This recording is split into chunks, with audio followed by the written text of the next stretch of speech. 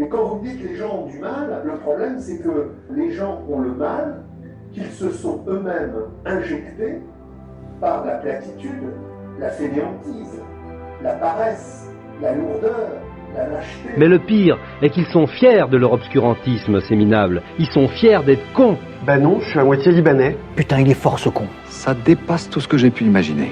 On a repoussé les limites, là. Avec les prétentieux, c'est toujours pareil. Moi, je. Lire, c'est la compréhension radicale que je veux me tenir debout. Je veux pas ramper, je suis pas un esclave, je veux me tenir debout. Vous arriverez toujours à me faire rire, même quand je n'ai pas envie. Marx. Encore Marx. Toujours Marx. Voilà, c'est tout ce qu'il y a. Oui, oh, les ignorants confondent parfait avec Spinoza. Tant pis pour eux. Oui, alors ça, tant pis.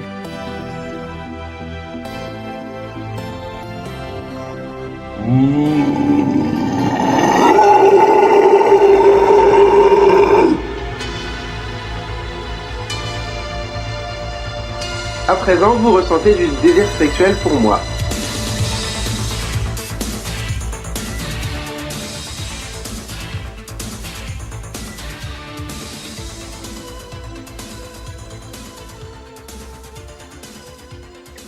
Bonjour à tous et merci d'être avec nous pour cette émission Ça Envoie, l'émission qui va vraiment voir les voix. Aujourd'hui, émission spéciale, on ne reçoit pas un chanteur, on ne reçoit pas un comédien, on ne reçoit pas un animateur radio, on reçoit une star. Il va rire parce qu'il est modeste, mais c'est vrai, c'est mon grand plaisir de sportif et on va dire la vérité, un honneur d'avoir comme invité aujourd'hui le coach préparateur mental, combattant professionnel, sportif de haut niveau et septuple champion du monde de kickboxing, Aurélien Duhart. Bonjour Aurélien et merci d'être avec nous. Bonjour Alexandre, merci pour cette présentation. Je suis tout excité, on s'est déjà parlé un petit peu avant et j'apprécie vraiment ce moment. Je te remercie de ce cadre que tu me donnes. Je voudrais tout de suite souhaiter et présenter mes meilleurs vœux à tous ceux qui vont avoir la bonne idée de t'écouter et de rester avec nous. Donc là, santé, amour, prospérité et tout ce que vous vous souhaitez, beaucoup de paix dans cette période très compliquée. Et ce moment va contribuer à se faire du bien. Merci pour ta confiance. Ouais, vous avez eu en 30 secondes un aperçu du genre d'homme qu'est Aurélien. Et c'est pour ça qu'on se parle aujourd'hui. En dehors du cadre technique et d'effectivement avoir son point de vue particulier, puisqu'il se sert de sa voix professionnellement, et c'est pour ça qu'on se parle aujourd'hui, mais aussi parce que, au-delà du simple technique, vous allez voir qu'il y a beaucoup de choses à transmettre. Et je fais tout de suite une précision, parce qu'on va commencer par dire bonjour aux amis. On va pas parler aujourd'hui, ce sera peut-être un peu inédit et tant mieux, du parcours sportif d'Aurélien qui est largement documenté. Évidemment, ça va arriver qu'on en parle, mais c'est pas notre sujet. Ça, c'est le boulot est déjà fait, et en plus par un copain commun de LinkedIn qu'on aime bien tous les deux, Michael Grossman, qu'on salue, qui a fait une super interview sur sa chaîne Stop Schwinning pour son podcast, et je vous invite à aller la voir, ça dure presque 2 heures, vous aurez toutes les infos sur Aurélien, et il a fait le boulot comme Michael fait le boulot d'habitude, c'est-à-dire proche de la perfection. Donc, allez là-bas pour entendre parler de tout ce qu'il y a à savoir sur le passé sportif et le présent sportif d'Aurélien. Moi, aujourd'hui, je vais l'enquiquiner sur d'autres trucs. Voilà, ça c'est dit. Et on passe un bonjour à Michael et à Anthony Joran qui participaient à l'émission. Ça, c'est fait. Salut les copains. D'ailleurs, super émission, et ça me revient que Anthony m'avait fait une espèce de critique, de rubrique, mais caustique, il a osé, j'ai tellement aimé. Oui. L'insert Laurent Baffy, tu sais où il te... Ah ouais, franchement, il est très très fort. Hein. Je trouve aussi, c'est quelqu'un qu'on aime bien et qui fait parler de lui. Il m'a qualifié de Francky Vincent, bouddhiste ou je sais plus trop quoi. C'est tout à fait toi, voilà, j'en la garde. Exactement. Il y a ce côté Francky Vincent aussi. Voilà, j'ai trouvé mon extrait LinkedIn, merci Anto. C'est parfait. Ça, on le montrera. Aurélien, par quoi commencer ? Je sais que tu as une vie qui, pour beaucoup de gens, serait hallucinante, et fantastique et pleine d'aventures, qui a commencé sur les chapeaux de roue, ne serait-ce que par le nombre de frères et sœurs dans la fratrie. Je me rappelle de cette information dans le podcast de Michael. T'as commencé dans la vie comme une étoile filante, et l'impression que ça donne aujourd'hui quand on te parle, c'est que t'as un peu continué sur cette route. Je te lance comme ça, si ça te... Ouais, Bah ouais, avec plaisir. Merci de me lancer. Après, j'aimerais bien des questions précises, tu vois, comme j'ai un esprit T'inquiète, ça qui arrive. part dans tous les sens. Alors, oui, il y a deux mots qui sont revenus dans ce que tu as dit, là, que j'étais une star et que lancé comme une étoile filante. Donc, tu vois, star, étoile, nous sommes tous de la poussière d'étoiles. Et toi qui m'écoutes, aussi humble, aussi petit, aussi discret, aussi insignifiant que tu penses être, tu te trompes considérablement. Nous sommes de la poussière d'étoiles. En termes de physiologie, dans tes os, il y a du carbone, il y a plein de... Je suis pas très bon en science, hein, il y a plein de composants qu'on retrouve, de minéraux qu'on retrouve sur la Terre et dans toutes les étoiles de toutes les galaxies. Tu es vibration, tu es lumière, et on trouve ça partout. Donc oui, nous sommes tous des stars. Tu es la star de ta vie. Et parfois, ouais, bah, dans le scénario de notre vie, on a mis un petit rôle, on a mis des limitations, et on ne se voit pas comme une star. Et pourtant, pour nos parents, à notre arrivée, bien souvent, on a été une star. Pendant 3 ans, on a été l'enfant béni, l'enfant roi. On t'a traité comme une star. On t'a torché, nourri, admiré, sorti au parc. Je ne mets pas de côté les violences, les difficultés, les brutalités, mais il y a des moments dans notre vie, voilà, sans cette vision des autres pleine d'amour et sans cette considération, tu serais mort. On le sait aujourd'hui, qu'un enfant ne survit pas avec des carences affectives. Donc voilà, nous sommes tous des étoiles. Et comme tout le monde, jusqu'à l'âge de 13 ans, j'ai fantasmé un peu sur les étoiles à l'extérieur. Les héros de la télé, les héros de la famille, les héros du quotidien, c'était les autres qui étaient fantastiques, tu vois. Et puis voilà, un jour, j'ai vu la Vierge, un jour, suite à un ras-le-bol d'être une victime, de me plaindre, de voir l'inquiétude dans les yeux de ma mère, le désintérêt des filles, les gens qui abusent de toi, cette position victimaire, et c'était il y a longtemps, hein. À l'époque, on n'appelait pas ça comme ça, hein. On disait être un faible ou être un fragile, tu vois. Et voilà, c'est ça qui a fait le déclic pour prendre ma vie en main du mieux que je pouvais, en faire quelque chose, rêver et avancer. Et j'en ai fait, c'est même pas j'en ai fait, c'est l'impulsion qui me pousse à partager ça aux autres et à ce qu'ils viennent vers moi pour que je leur partage. Et ça se sent, et d'ailleurs je le disais avec tendresse et avec aucune obséquiosité, parce que personnellement, les gens qui se la pètent parce qu'ils ont un peu de reconnaissance, je les emmerde, j'en ai strictement rien à carrer, ça ne m'impressionne absolument pas. C'est pour ça qu'il faut aussi dire les choses. C'est rare d'avoir quelqu'un qui a eu ton niveau de reconnaissance et de succès public et qui a gardé une telle humilité, une telle accessibilité. C'est pas pour te passer la pommade, c'est simplement parce que factuellement c'est vrai. En général, quand un type a ton parcours, il parle pas des gens comme moi. Toi tu le fais. Et Alors, ça en dit long. si je peux me permettre, Mickaël, pardon Alexandre, il y a du vrai dans ce que tu dis, et en même temps, c'est un peu paradoxal, parce que les personnes qui ont eu un parcours exceptionnel et qui souvent ont de l'humilité, ont tellement d'humilité qu'ils ne font pas de podcast, qui sont discrets et qu'ils n'en parlent pas. Ils sont très nombreux, mais on ne les entend pas. Alors que les 2-3 qui ont accroché une ceinture de champion de leur immeuble ou machin, et qui vont à des débutants à voir du trash talking, des highlights comme les pros, je pense qu'on a trop, dans cette société, le sport n'est pas comment dire, n'est pas épargné par cette volonté d'ego, de compétition, de qui a les meilleures notes, qui court le plus vite, qui est le plus riche, enfin bref, ou à l'inverse, hein. Qui est le plus malade, comme je l'ai été, qui est la plus salope, qui est le plus connard, qui est le plus violent. On a besoin d'exister, tu vois. Et il y a beaucoup de grands champions qui ont beaucoup d'humilité, et je crois encore une fois que les médias dominants, les médias mainstream, nous montrent les grandes gueules, le trash talk, parce que c'est ce qui fait vendre. Première image, imaginez que là, tous ensemble, on regarde une forêt, c'est calme, ça bouge pas, d'accord? Il se passe rien. Et d'un coup, un arbre tombe. Cet arbre qui tombe va faire énormément de bruit, alors que des milliards d'hectares poussent en silence. Donc, nous sommes nombreux à être humbles et pas assez nombreux à le dire, parce que c'est un peu paradoxal. On dit, ce mec, il n'arrête pas de parler, il n'arrête pas de parler. Parce qu'il faut aussi le dire. Ma mère me disait, quand je la clashais, là, quand je n'étais pas conscient qu'elle luttait pour payer le loyer, que c'était une femme seule et que moi, je voulais des Nike, que je voulais sortir et de l'argent de poche, quand je n'étais pas conscient des détresses de cette femme qui élevait un adolescent seul en région parisienne dans les années 80, là, il y a un petit peu d'émotion qui remonte. Ah, j'ai perdu mon fil parce que j'ai mis de l'émotion. Et voilà, je vais retrouver, excusez-moi, je suis un petit peu ému quand je parle de ma maman. Il faut que je souffle. Mais c'est bon, faut pas le couper au montage, c'est bon ça. Non. C'est qu'il y a un message à entendre. Et ben voilà, donc ma mère m'a dit, En quelque sorte, Aurélien, j'ai pas peur du bruit des bottes. On sait quand les militaires arrivent, quand le méchant arrive, on le sait. J'ai peur du bruit des pantoufles. Elle m'a dit, j'ai pas fait un grand garçon comme toi d'1,90 m avec une grande gueule pour crier sur sa mère dans le salon. Tu vas aller crier dans ta classe, tu vas être délégué, tu vas aller défendre les élèves. Tu vas aller défendre à l'époque l'apartheid, la montée de la xénophobie ou du racisme ou de la violence, les mauvaises images qu'on a des gars de quartier qui te ressemblent. Tu vas aller prendre ces combats-là. Et moi, je l'ai fait à voix basse dans le salon, en t'apportant des petits plats, en te disant que t'es beau, en t'aidant à ma mesure avec mon petit SMIG et ce que je pouvais faire. Et toi, tu vas aller le faire de manière plus ample, plus puissante.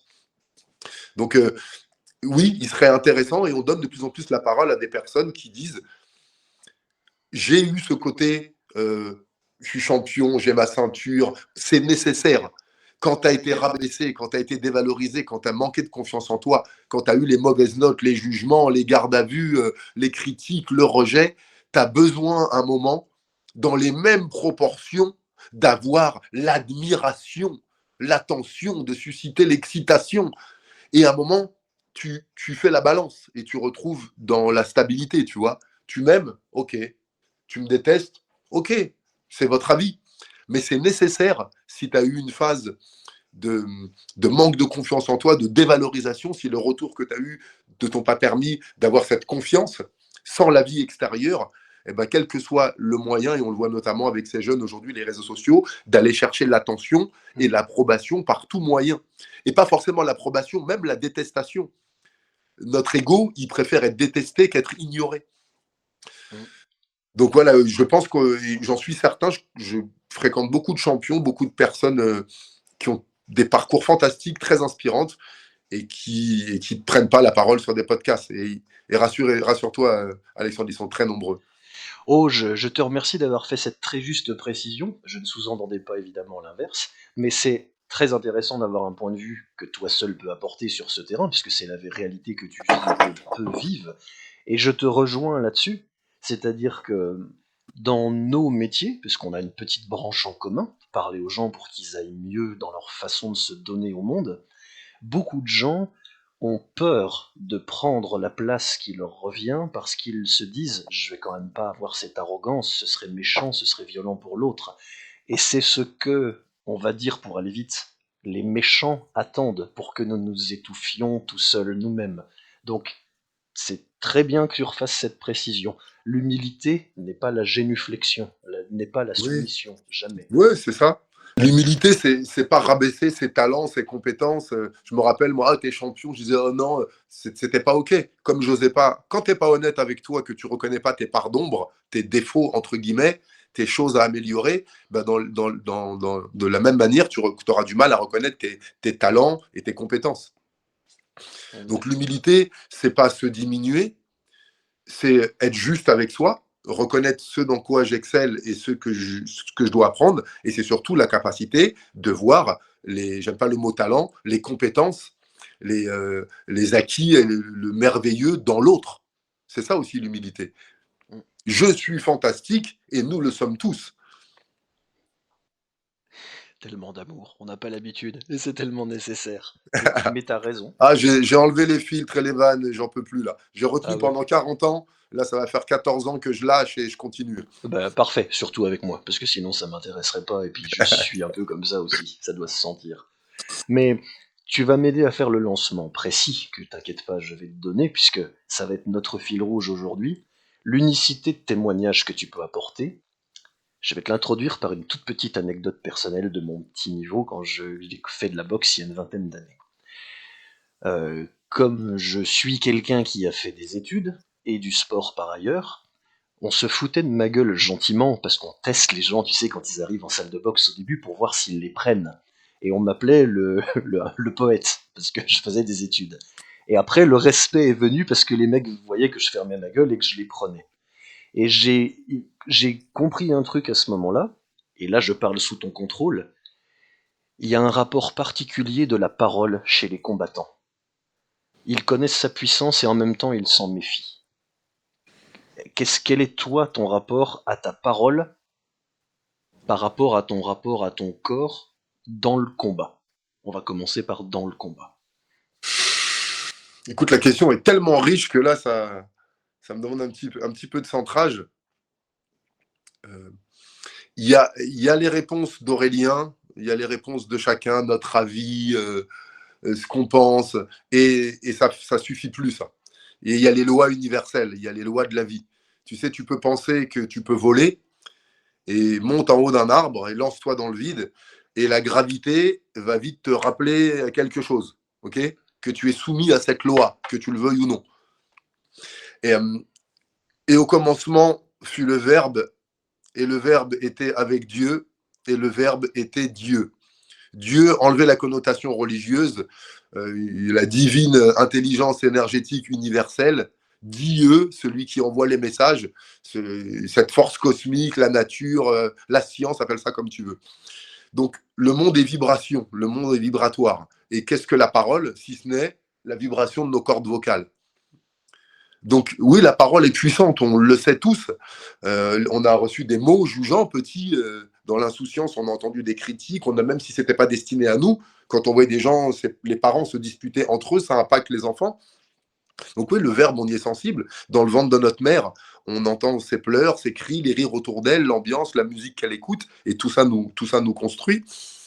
Donc oui, je pense que tous les êtres humains sont conscients de ça. Tourne ta langue cette fois dans ta bouche. Fais attention à ce que tu dis. Si on a inventé les mots « je suis désolé »,« pardon »,« excuse-moi », c'est qu'on avait prévu qu'il y avait des mots qui ne seraient pas toujours justes. Hein.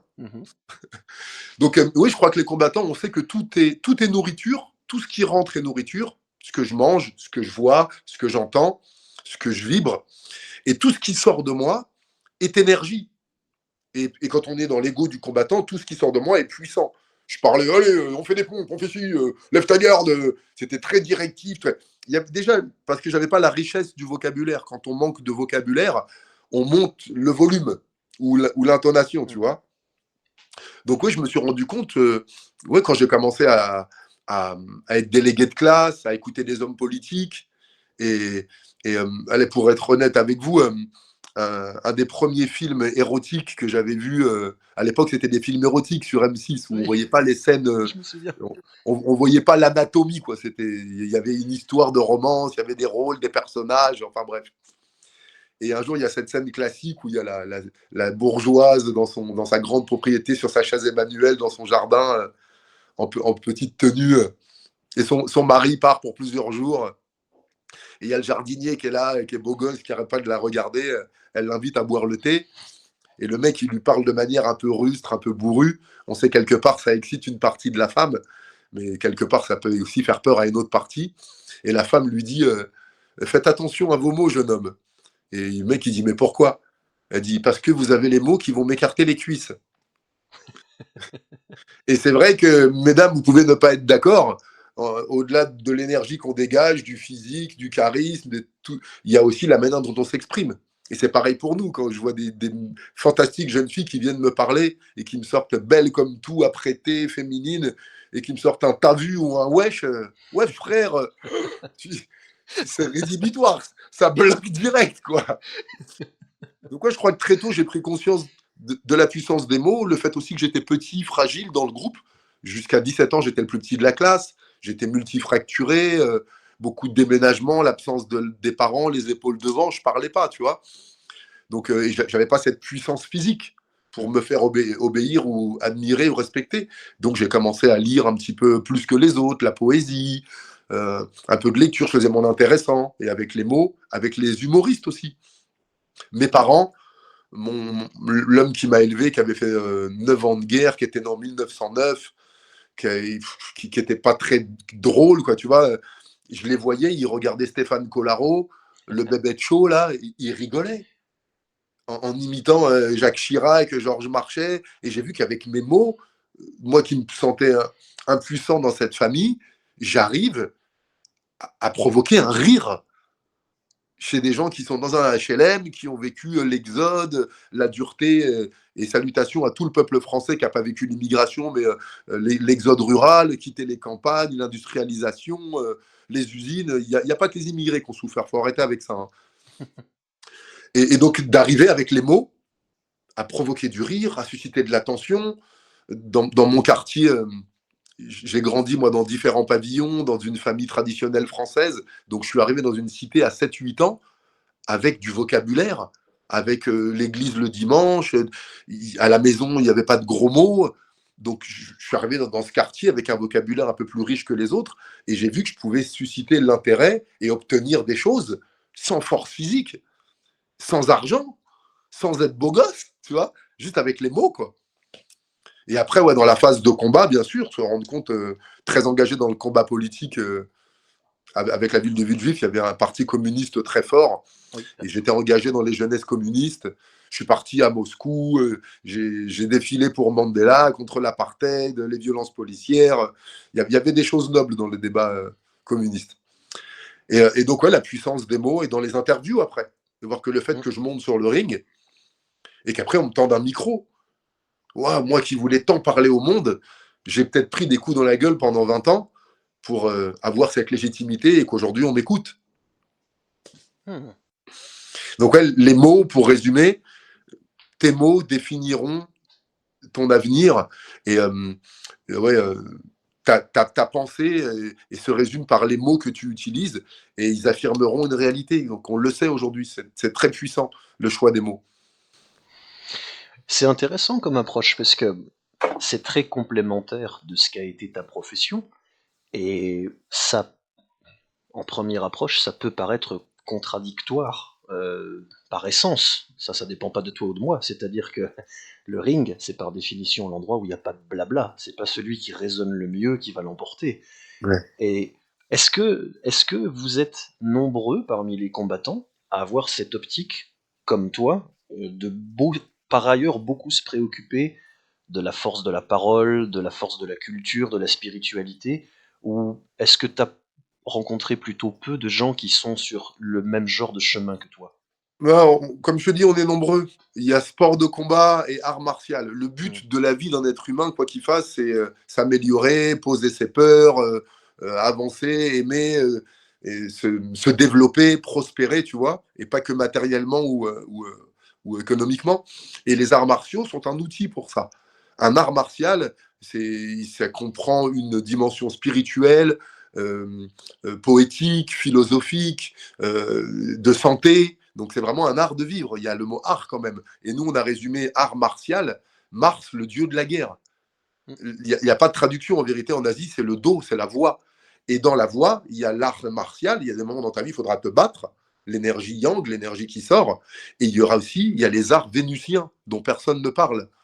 L'art de recevoir, d'écouter, d'entendre, la méditation, tout ce qui est introspection, la visualisation, la prière, la gratitude, l'exécution aussi de la musique. En Muay Thai, on boxe sur de la musique. Il y a les calligraphies japonaises, il y a plein de dessins. Il y a l'art culinaire pour alimenter le guerrier aussi. Donc il y a de la cuisine, parce que la cuisine, c'est notre alimentation, donc il y a une notion de santé. Et c'est vrai que souvent, en Occident, on a fait sport de combat.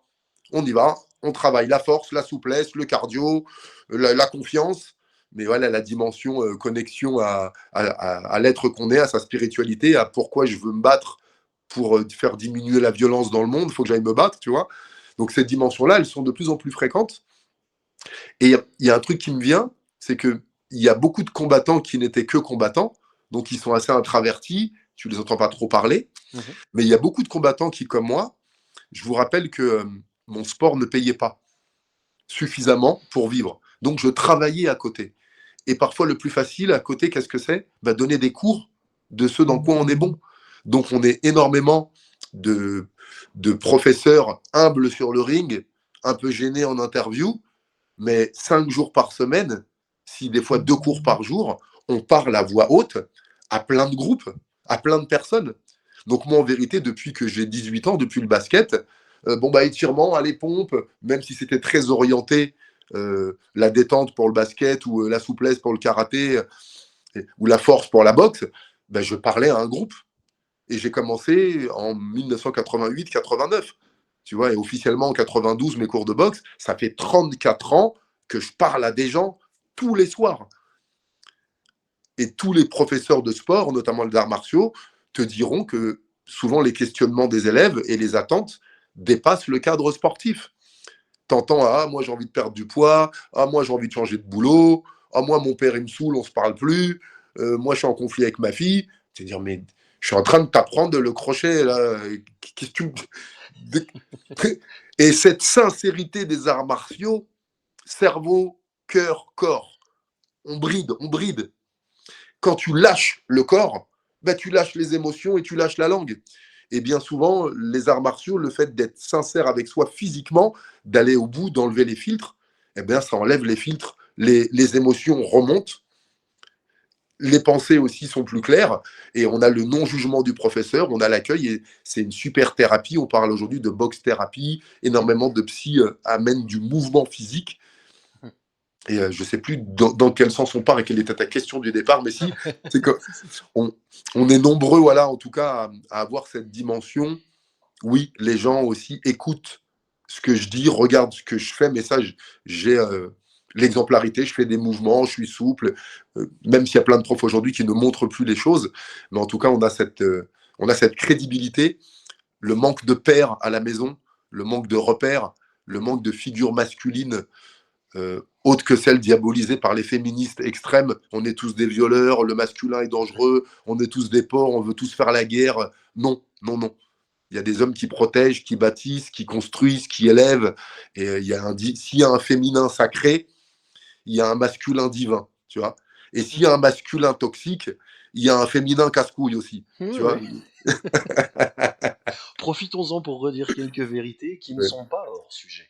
Oui, c'est intéressant. Bah, la fusion de ces deux énergies, yin et yang, nous on met masculin et féminin, donc ça nous réduit à nos sexes, mais c'est bien plus profond que ça. Je fais évidemment un peu le naïf dans les questions que je te pose pour te donner l'occasion d'expliquer ça, parce que beaucoup de gens le méconnaissent encore aujourd'hui, et c'est important de le dire, parce que tous les gens qui ont fait des arts martiaux en ont souffert de ça. L'image du tu veux te taper avec les gens, donc tu dois être un peu méchant, t'es forcément un taiseux, t'as fait ça par défaut, alors que non, les combattants sont souvent des gens très raffinés, très discrets, mais très orientés vers l'autre, et qui gagnent à être connus. Tu en es un exemple, je pense à quelqu'un comme Alexandre Karelin, champion de lutte bien connu, qui a dominé les années 90, qui était passionné de musique classique, d'opéra, qui était un danseur incroyable, alors qu'il faisait 140 kilos pour 2 mètres, et que tout le monde s'attendait à voir un gros ours pâteau. Donc, c'est ça qui va nous intéresser particulièrement aujourd'hui. Je voudrais insister là-dessus, parce que c'est important.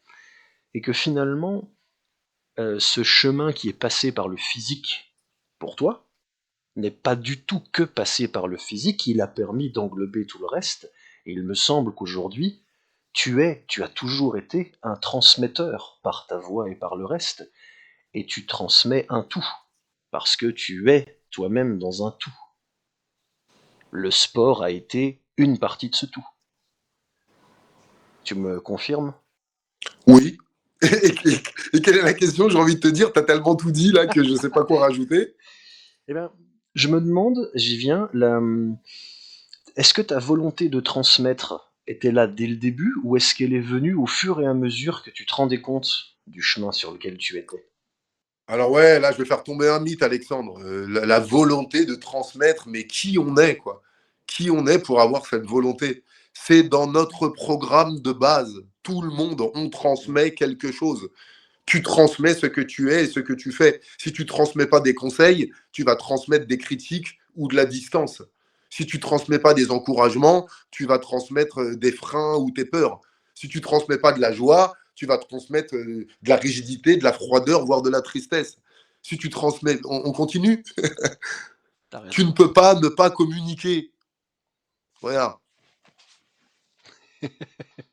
Là, je te transmets que je ne communiquerai pas. Oui. Mais je te le transmets quand même. Donc, oui, certains êtres en ont fait un métier, une vocation de parler, de dire, les enseignants, les professeurs, les éducateurs. Mais tous les êtres humains ont interagi. On n'est rien sans les autres. Petit, nous avons tous reçu dans le ventre de ta mère. Tu as reçu, quand tu es sorti, tes biberons, tes premiers bains, ta première toilette, c'est quelqu'un d'autre qui te l'a faite. Et ta dernière toilette, c'est quelqu'un d'autre qui te la fera. C'est pas toi. On n'est rien sans les autres. Dans ce monde de « oui, je me suis fait tout seul », cet égoïsme, ce nombrilisme, on a oublié qu'on serait mort et que, ayant tous reçu petit, et même ceux qui ont reçu des coups donnent des coups. Ceux qui ont reçu des gros mots à l'école disent des gros mots, mais ils ont reçu quelque chose. Donc, oui, la transmission, c'est un mot, j'ai vraiment du mal avec ça. Le partage, qu'est-ce qu'on transmet? Il y a cette notion de supériorité, d'éducation verticale. On partage, tu vois. Si je transmets, tu reçois, et moi, rien que le fait que tu m'écoutes, je reçois déjà ton attention. Donc, voilà, je crois que je voulais faire tomber ce mythe. Et petit bébé, on a reçu, même sans que les autres parlaient, des comportements, des gestes, on nous a imprégné de certaines choses. Et à notre tour, quand on sortait à l'école ou quand venaient d'autres enfants, on transmettait ce qu'on avait reçu. C'est une circulation constante, on vibre ce que l'on est. Et oui, à un moment, tu prends conscience que certains écrivent bien, d'autres dessinent bien, d'autres courent bien, d'autres dansent bien, d'autres chantent bien, d'autres gagnent de l'argent de poche, d'autres font des bisous. Toi, quand j'existe pas trop, j'ai l'impression, et quand c'est la récitation, j'arrive et je commence. Ô rage, ô désespoir, ô vieillesse ennemie, n'ai-je donc tant vécu que pour cette infamie, et ne suis-je blanchi dans mes travaux guerriers que pour voir en un jour flétrir tant de lauriers. Et tu vois la classe qui est comme as. Et tu dis, ouais, ma voix fait quelque chose, quoi. Donc, le site, je crois, hein. Moi qui mets en scène des gens assez souvent pour mon métier, tu viens de me le faire mieux que pas mal de comédiens professionnels. Mais oui. Donc ouais, voilà, cessez avec cette croyance que certains auraient le don de transmettre. Tu es un être vibratoire, un être de partage. On te sent, on te voit, on te vibre. Et même quand tu dis, ouais, ça va, que les autres te disent OK et qu'ils n'insistent pas parce qu'ils n'ont pas les outils, mais on sait que tu mens. Tu vois, donc je crois qu'il y a vraiment cette notion de se rappeler qu'on a tous, faut un village pour élever un enfant. Avant, nous, on a réduit à une famille. Maintenant, on a réduit à un parent, plus l'école. C'est une communauté. Et l'enfant nous partage plein de choses aussi. Ralentissez, laissez-moi le temps, écoutez-moi un peu plus, changez vos manières de faire. Tu vois, il nous apprend plein de choses aussi. J'imagine, ça se sent, parce que cette intensité ne peut pas être feinte,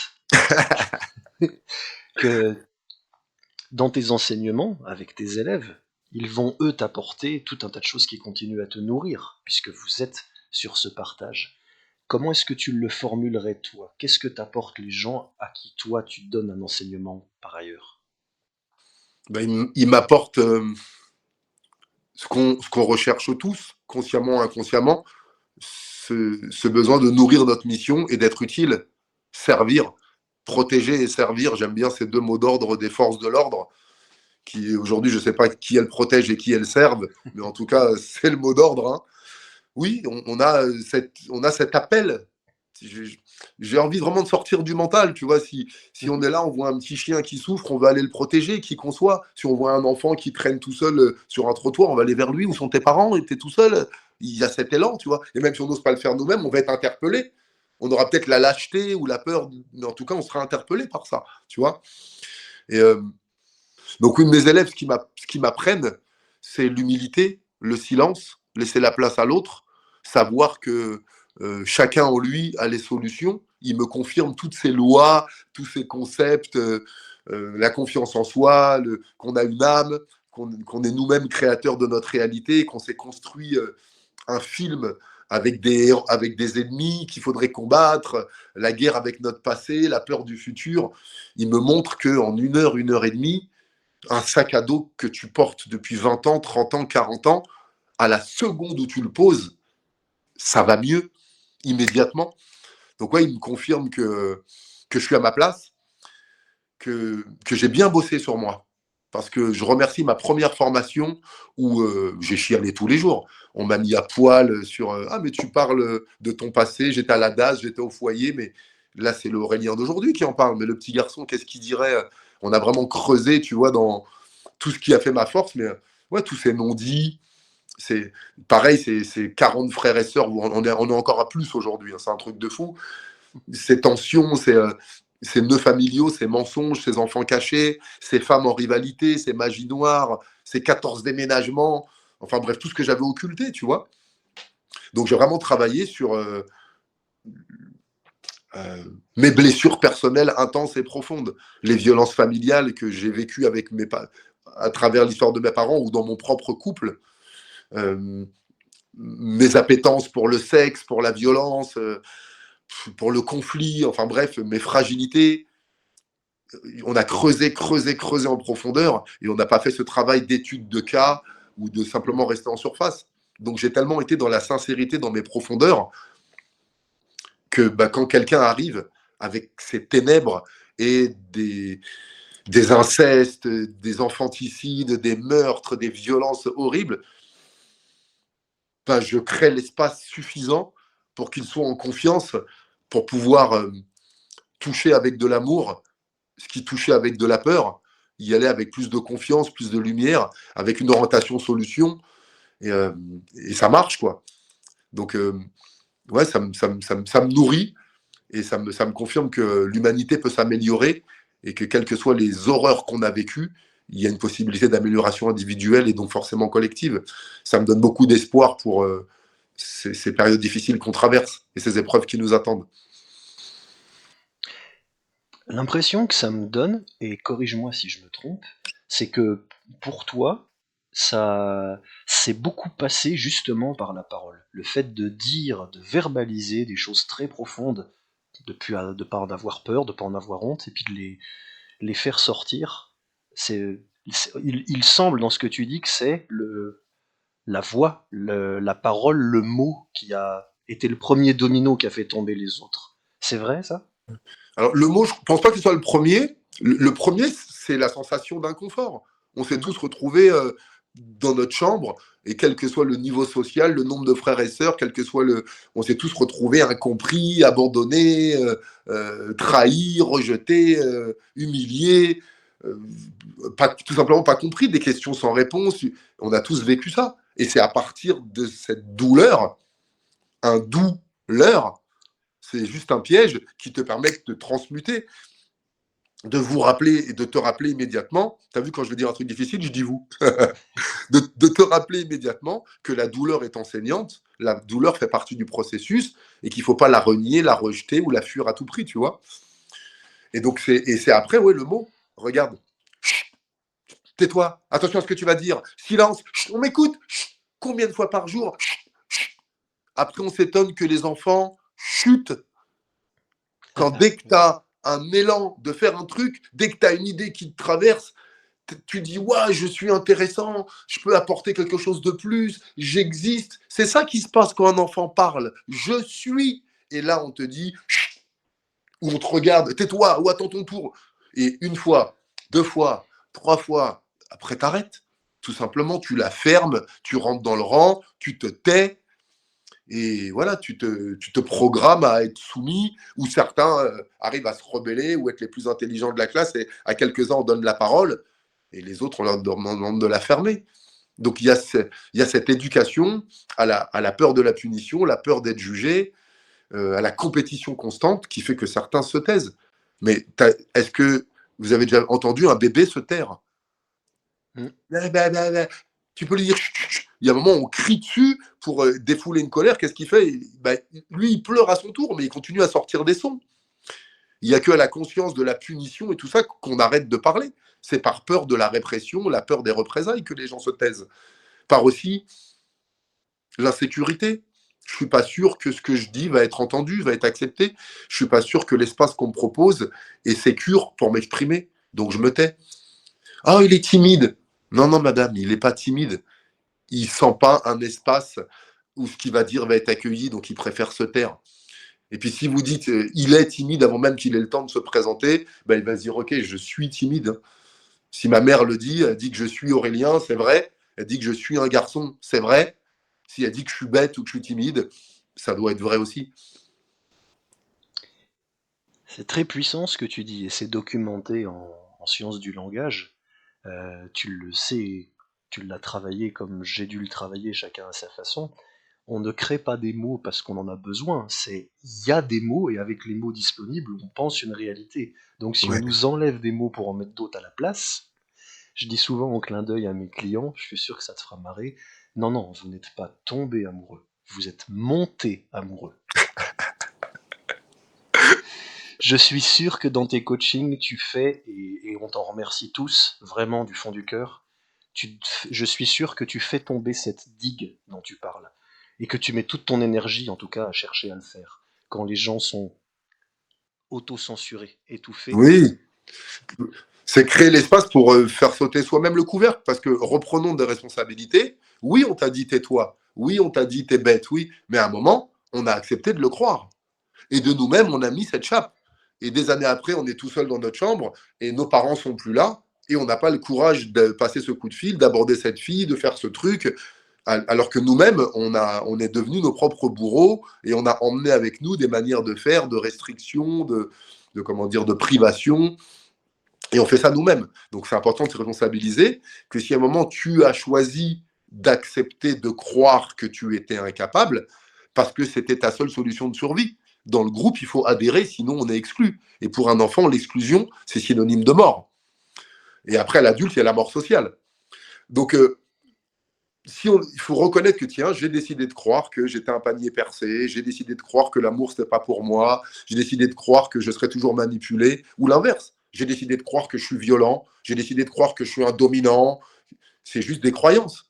Et il y a tout un travail à faire. Et oui, le but de l'accompagnant, du coach, c'est de créer un espace, et notamment avec cette dépollution verbale. Tes mots définissent ce que tu penses de toi. Ton champ lexical, ton vocabulaire définit ta vie. Tu l'as dit très justement. On se dit, j'ai la pensée, et avec cette pensée, je vais choisir des mots pour m'exprimer. Faux. Tu as une quantité de mots en toi, et tu choisiras dans cette quantité de mots pour t'exprimer. Je te donne une image, Alexandre, et à tout le monde. Combien, toi et moi, avons-nous de mots pour définir la neige? Beaucoup moins que les Inuits, sans doute. C'est de la poudreuse, c'est du verglas, c'est de la soupe. Moi, j'en ai 3. Hein. Ou elle est damée, voilà, tu vois, j'en ai 4. Les Esquimaux en ont une quinzaine. Ça veut dire que toi et moi, on nous mettrait devant 15 neiges différentes. Notre cerveau n'étant pas capable de les nommer, de les dissocier avec une définition, on ne verrait pas les différences. On dirait, mais ça là, c'est les mêmes, non? C'est comme avec un vin. Le goût, je ne sais pas dire. Ben oui, parce que tu n'as pas le vocabulaire. Donc, l'appauvrissement du vocabulaire depuis les années 80, les radios libres, le wesh ta gueule, le wesh ma gueule, ouais, t'as vu, les quartiers, de mettre ça dans les médias, dans les maisons, partout, il n'y a plus un niveau de langage élevé. Avant, à la maison, à la télé, t'écoutais les gens, waouh, il y avait quand même du vocabulaire, ça maintenait le vocabulaire, parce que le vocabulaire populaire et comment dire, familier existe, et il a toujours existé. Mais quand il devient la norme, un autre truc pour illustrer ça, j'ai vécu 15 ans en cité, il y avait des fois, il y a des cons partout, il y avait des flics provocateurs et chiants, et jamais c'est parti en bagarre avec moi. Et il y aurait eu l'occasion des fois, parce que j'avais les mots pour répondre, pour apaiser, pour confronter, ou même j'avais de l'intelligence de me taire quand il fallait le faire. Et j'avais plein de potes qui se faisaient casser régulièrement la gueule, parce qu'à la violence, à l'agression, ils répondaient à une autre violence, et là, ça légitimait la réponse du coup de matraque, tu vois. Le vocabulaire, c'est primordial. Un des piliers de mon accompagnement et du travail que j'ai fait, même si ça ne s'entend pas trop, ralentir, changer comment tu parles et changer comment tu manges. Avant de changer ta pensée, quoi que ce soit, si tu veux 3 leviers puissants, immédiats, instantanés qui vont agir dès aujourd'hui, ralentis, une cohérence cardiaque par jour, un peu de respiration, marcher un peu moins vite, tu vois, change ce que tu manges, végétal, vivant et varié, les 3 V, végétal, vivant et varié, mange un maximum de ça, et fais la liste des mots qui te diminuent, des mots qui te limitent, des mots qui... Enregistre-toi. C'est un cadeau que la mère de mes enfants m'a fait avant de me quitter. Au bout de 23 ans de ménage, une fois, elle a posé le téléphone dans la pièce comme ça, sans rien me dire. Et le soir, quand on a été se coucher, elle a pris le téléphone, elle m'a dit « Écoute ça, s'il te plaît ». J'ai écouté Jean-Pierre Bacry. Ça va pas, ça c'est nul. Tu vois cette positivité que tu vois, j'avais la même intensité dans le négatif. Je voyais tous les problèmes, j'étais à fond dans mon mental, j'avais 18 kilos de plus, j'étais plein de certitudes, plein de peur. Et mes mots, alors que je pensais parler positivement, en critiquant le négatif, en montrant des salauds du doigt, en accusant les autres, sous couvert de dire moi je suis le bien, moi je suis la lumière, moi je suis la solution. Et donc c'est vraiment une des premières choses dont j'ai pris conscience. Je dois changer les mots que j'utilise. C'est très très puissant et c'est là qu'on comprend, grâce à toi, merci, que la parole aussi est un sport de combat. Et trop de gens, combien de gens aujourd'hui, notamment sur les réseaux, pensent que l'intelligence consiste à critiquer le négatif, en ne comprenant pas que critiquer le négatif, c'est passer sa journée avec. Ouais, c'est le nourrir. Et puis c'est facile.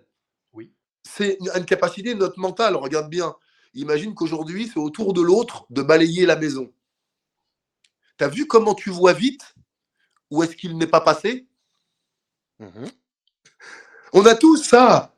On peut tout critiquer.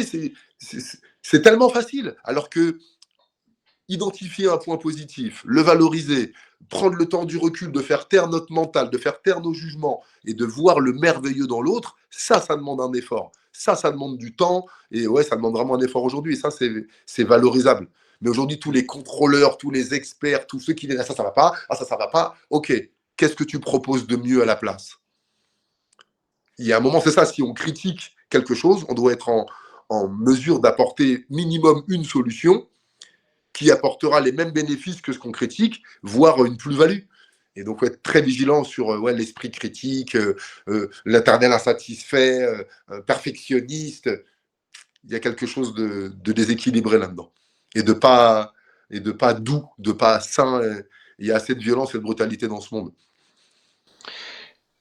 J'aimerais, alors, dans cette idée, j'aimerais que tu puisses profiter de cette occasion pour expliquer aux gens comment toi tu fais dans tes coachings. Quand tu commences, si c'est le cas, hein, tu me diras si c'est pas le cas. Quand tu fais faire de la boxe à quelqu'un, tu vois plein de choses qui vont permettre après d'ouvrir une certaine parole qui est pour cette personne-là et pas une autre. Qu'est-ce que tu vois quand tu vois les gens combattre et bouger? Tout. Explique-nous ça, s'il te plaît, c'est trop important. Ce que tu t'es crie tellement fort que je n'entends plus ce que tu dis. Le corps, c'est le pléonasme de tes pensées, de tes émotions. Comme je te l'ai montré tout à l'heure, ton corps exprimera ce que tu ne veux pas dire. Oui, si tu croises les bras, si tu croises les jambes, si tu serres tes mâchoires, si tu te grattes ou si tu touches, ce n'est pas anodin. Il y a une signification, il y a un langage du corps, mais tu ne le connais pas. Si tu te passes la main dans les cheveux, si tout d'un coup tu souris, ou si tu bombes le torse quand passe une jeune fille comme de par hasard, tu vois. Non, je ne sais pas, j'ai fait ça comme ça. Il y a un programme.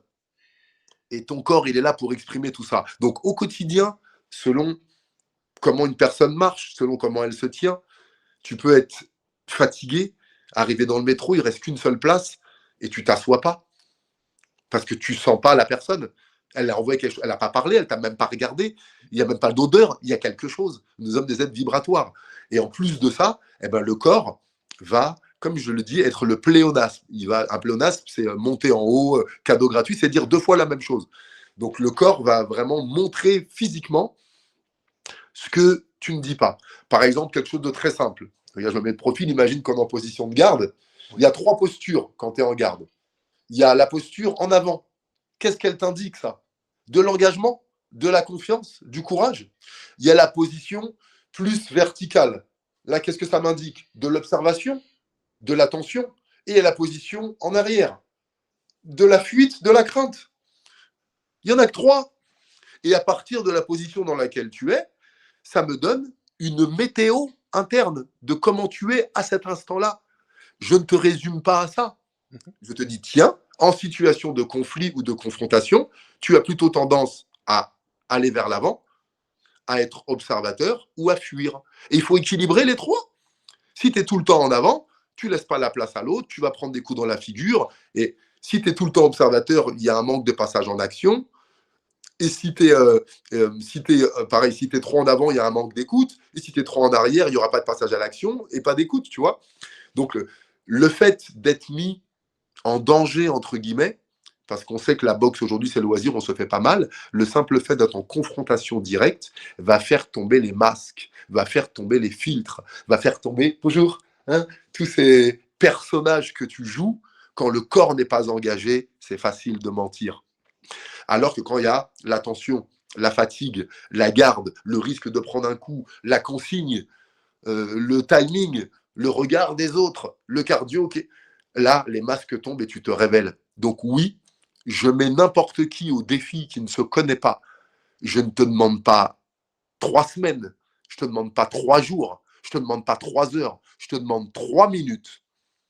Viens 3 minutes en face de moi, sans aucun risque pour ta santé physique ou en face de quelqu'un d'autre. Et en 3 minutes, je te fais un audit de toi-même que tous les spécialistes de l'audit ne seraient pas capables de te faire en plusieurs semaines. J'ai fait un audit une fois dans une entreprise qui n'avait pas trop de moyens. On a divisé l'équipe qui était de 10 personnes en 2. On a acheté des chasubles bleus et des chasubles jaunes. On a pris un terrain de foot et on a mis un ballon au milieu. Et j'ai mis le boss en retrait. On a sifflé le coup d'envoi. Et on a regardé. Là, on voit les caractères. Et là, on voit les caractères.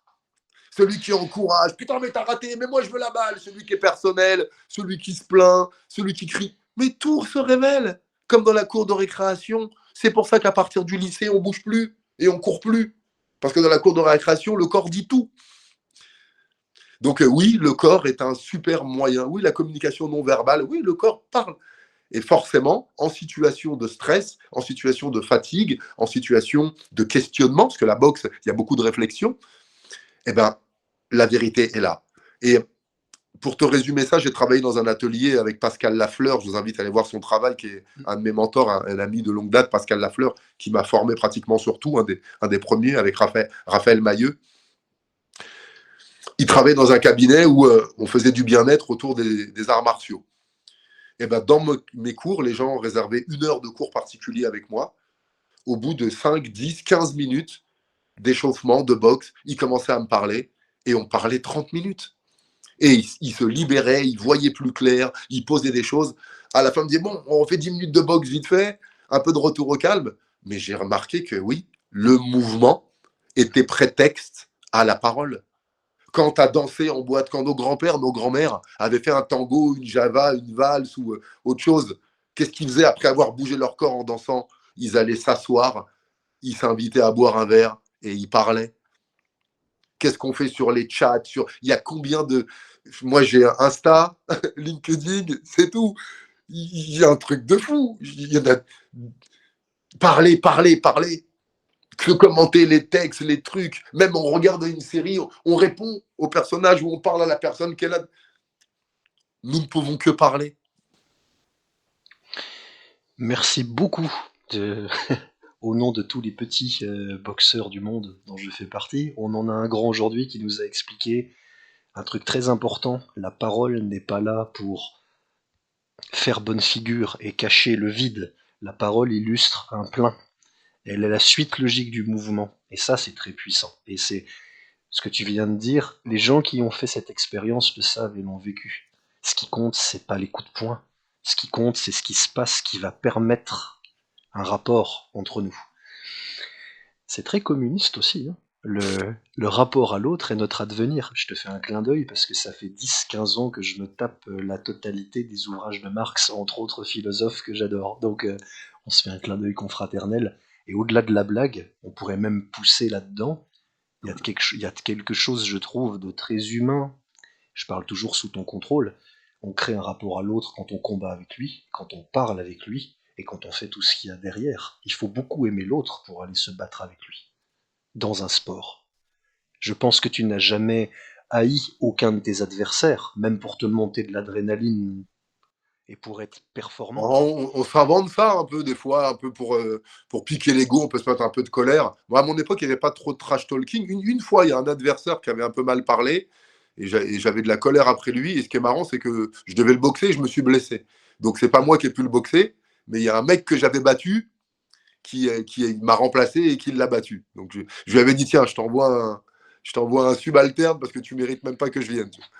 Mais non, c'est effectivement, ouais, la colère, j'ai écrit un hypnoslam dans un recueil de poésie dont je pourrais te mettre le lien qui dit la colère met en mouvement.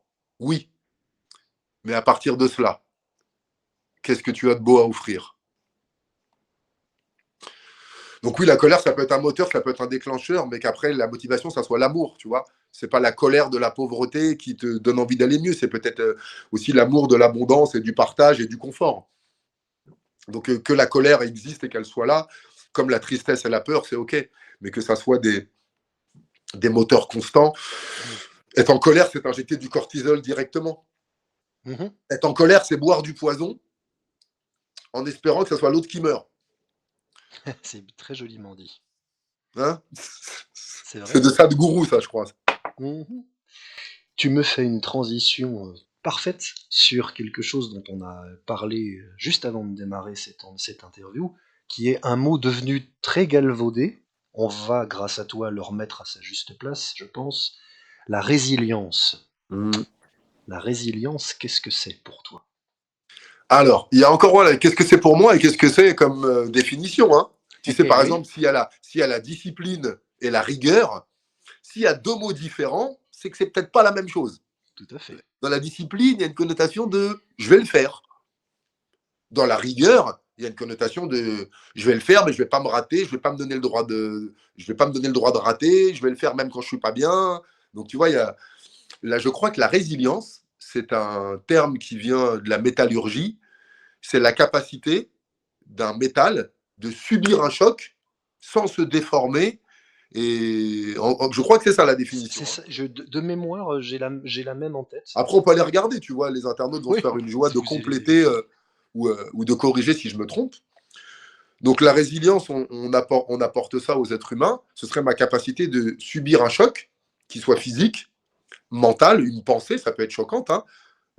Tiens, ton père n'est pas ton père, c'est juste une pensée. Hein. Et ça peut te choquer physiquement. Oui. Ou même émotionnel, tu vois. Donc la résilience, c'est la capacité qu'aurait l'être humain à subir une perturbation et à revenir à son état d'équilibre. Ce qu'on appelle l'homéostasie. Tout système vivant laissé à lui-même en l'absence de perturbation revient spontanément à son état d'équilibre. Oui, c'est la deuxième loi de la thermodynamique. Voilà. Ça gère l'univers. Donc la résilience, c'est une capacité que l'on a. Tu vois les deux jumeaux, on le voit sur Internet, là, qui sont sur la plage, le cul à l'air, ils ont moins d'un an, ils barbotent. D'un coup, une vague arrive, elle renverse les deux. Il y en a un qui est mort de rire, qui tape dans l'écume, qui bouffe du sable et qui a limite envie d'y retourner. Et il y a l'autre qui il hurle et il appelle au secours. Ils ont vécu les deux la même scène. Il y a aussi une petite scène avec deux jumeaux japonais où ils mettent du scotch là sur une porte et le père les appelle et il a fait et il voit comment réagissent les enfants. Il y en a un qui arrache le scotch et qui passe et l'autre qui reste accroché et qui supplie qu'on vienne l'aider. Donc, alors qu'ils ont les mêmes compétences. Donc la résilience, c'est ça, c'est comment je vais répondre et non pas réagir. Quelle réponse je vais donner à cette énième rupture, à ce énième patron qui me harcèle, à ce énième repas de famille où il y a encore cette engueulade de débat de fin de dîner. Comment se fait-il que ça se présente depuis 10 ans à moi, depuis 20 ans, depuis 30 ans, et que je réagisse de la même manière? Comment se fait-il que je suis toujours aussi touché et que soit comme en boxe, soit j'agresse, soit je reste stoïque, soit je fuis? Tu vois, la lutte, le combat ou l'inhibition. Donc c'est vraiment se rappeler que c'est ce qu'on est, résilient. Tu t'es fait arracher des dents, tu as eu des maladies infantiles, on t'a peut-être dit que tu étais condamné à mort ou condamné au fauteuil roulant comme moi, ou que tu deviendrais clochard ou prostituée ou SDF ou délinquant. Tu as résilié tout ça. On t'a dit que tu n'arriverais jamais à lire, que tu n'arriverais jamais, que tu n'aurais jamais ton bac, que gna gna gna gna. Et tu as survécu à tout ça et tu l'as transcendé en gardant peut-être un peu de rancœur ou de rancune. C'est ça qui t'abîme parce que tu l'as transcendé. Donc oui, la résilience, c'est se rappeler que si une épreuve arrive, c'est que je suis en capacité d'y faire face. J'ai peut-être quelque chose à lâcher, quelque chose à apprendre, mais en tout cas, si le défi, les choses, elles n'arrivent pas à moi. Pourquoi ça m'arrive? Les choses, elles arrivent pour moi. Et pour faire cette transition que je dois à Arthur H. On me dit, Aurélien, tu as un acouphène depuis 5 ans. Tu as des migraines depuis 2 ans. Avec le Covid, tu as perdu ta maison. Là, toi qui as vécu en couple pendant 23 ans, tu es célibataire depuis quelques années. Ta fille ne te parle plus. Les impôts t'ont tout pris. Et comment se fait-il que tu restes souriant, positif, joyeux? Eh bien, quand la vie m'a dit, tiens Aurélien, tu vas être champion du monde. Et pas qu'une fois. Tu vas déjà être champion de France, tu vois. Pour un enfant multifracturé, tu as ce cadeau d'être champion de France, d'être champion d'Europe, d'être champion du monde.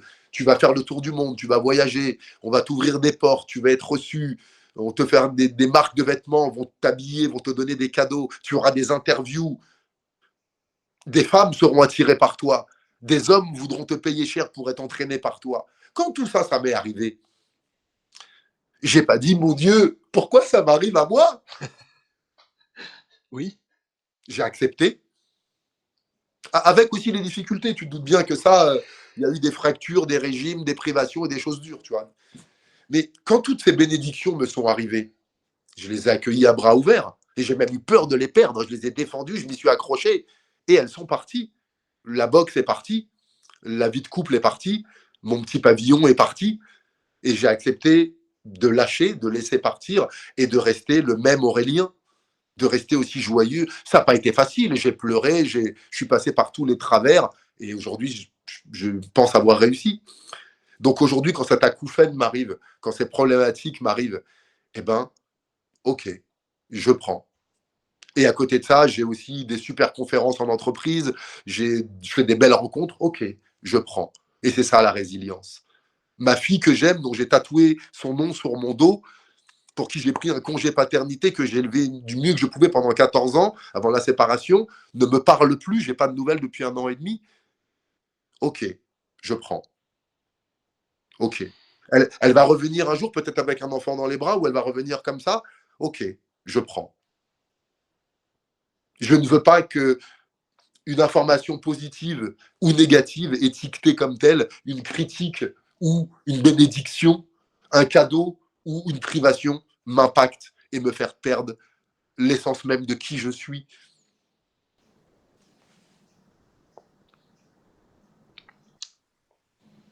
Tu m'as un peu ému là. Merci. Ça réveille des choses. Et puis, ouais, tu vois, je n'ai pas de goût particulier pour l'impudeur. C'est très courageux de ta part de partager ça avec nous. Et ça a son importance, tout ce qui t'est arrivé. Je vais te faire le grand respect de ne pas te demander de détails. J'en ai déjà donné pas mal, hein. Ouais, mais déjà. ouais, effectivement, l'impudeur, faut arrêter avec ça, Alexandre. Il y en a marre de se mentir, quoi. Les non-dits dans les familles, cacher les émotions, cacher nos peurs, tout cacher. Comment on veut vivre je demande un monde de sincérité, je demande un monde de franchise, de valeur, et moi-même, je continuerai avant, je minimisais mes talents et mes, comment dire, tout ce qu'il y a de salutaire en moi. Et aujourd'hui, je vais cacher mes peurs. Oui, j'étais un homme infidèle. Oui, j'ai été violent. Oui, j'ai dit des mots durs. Oui, j'ai trahi certains amis. Oui, il y a des gens pour qui, dans leur histoire, je suis le monstre et je suis le salaud. Et c'est OK. Et c'est OK. Et je dois accepter ça. Et c'est ça la résilience. Et toi aussi qui m'écoutes, il y a des choses qui t'ont touché. Bien sûr. N'en fais pas une histoire personnelle. Oh. Questionne-toi sur, tiens, quand cette personne que j'aime et qui compte pour moi ne me parle plus, non pas, mais pourquoi elle ne me parle plus? Ça lui appartient à elle. T'en sauras peut-être jamais rien. Qu'est-ce que ça touche chez moi? Qu'est-ce qui est fragile? Qu'est-ce que ça me rappelle? Mon besoin d'attachement, mon besoin de reconnaissance, mon besoin de m'accrocher aux choses. Cette personne m'a insulté. Ok, elle te dit fils de pute. Mais tu la connais, ta mère. Tu sais que c'est pas son métier. Je sais si c'est vrai ou pas. Oui, donc pourquoi ça te touche? Qu'est-ce qui fait qu'à l'âge adulte, tu es encore sensible aux mots des autres, quoi, tu vois? Il est là le vrai questionnement, de te rappeler que chaque personne que tu croises, soit c'est un allié, un ami, soit c'est un professeur. Et dans ce cas, c'est un allié aussi, parce qu'un professeur t'enseigne. Enseignant, tu vas saigner, mon ami, oui. pour apprendre.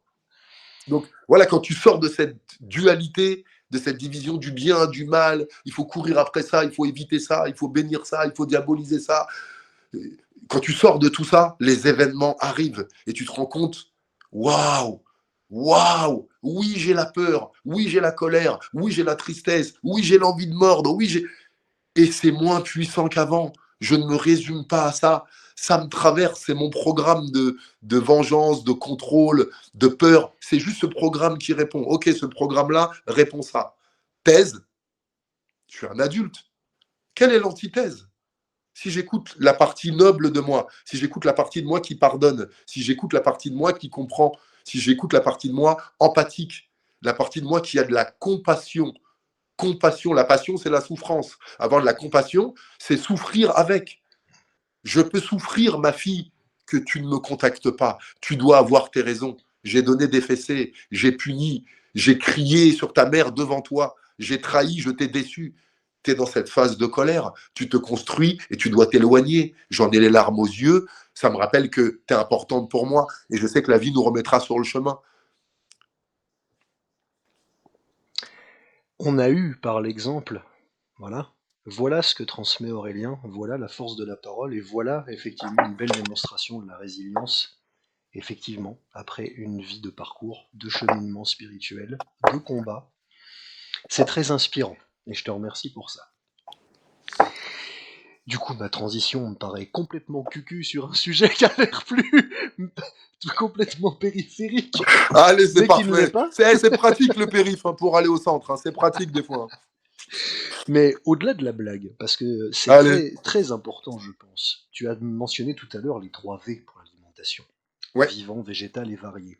Oui. Tu as transité, je crois, il y a une quinzaine d'années vers le végétarisme. Oui, même vegan. J'étais vegan pendant... Ouais. Parce que végétarien, c'est... Alors, qu'on précise. Végétarien, c'est celui qui ne mange pas de chair animale. Donc, ceux qui mangent du poisson ne sont pas végétariens. Toi, tu es végétalien? Alors, le végétarien ne mange pas de chair animale. Le végétalien ne mange ni chair animale, ni produits dérivés. Le végétarien peut consommer des œufs, du lait et des produits dérivés. Le végétalien ne consomme rien qui vient des animaux. Et le vegan, ça va encore plus loin, c'est-à-dire pas de chaussures en cuir, pas de produits testés sur les animaux. C'est le vegan, je ne sais pas quelle définition vous en a donné, mais le vegan, c'est j'aime tellement la vie que je veux vivre ma vie d'être humain sans nuire et sans prendre aucune autre vie d'une manière ou d'une autre. On peut dire que c'est des fous, des hurluberlus, des anti-steaks. Je trouve que c'est super honorable de décider d'avancer dans la vie, comme les populations primitives qui mangeaient comme nos grands-parents de la viande tous les 15 jours. Il y a 60 ans, ce n'était pas tous les jours et 3 fois par jour.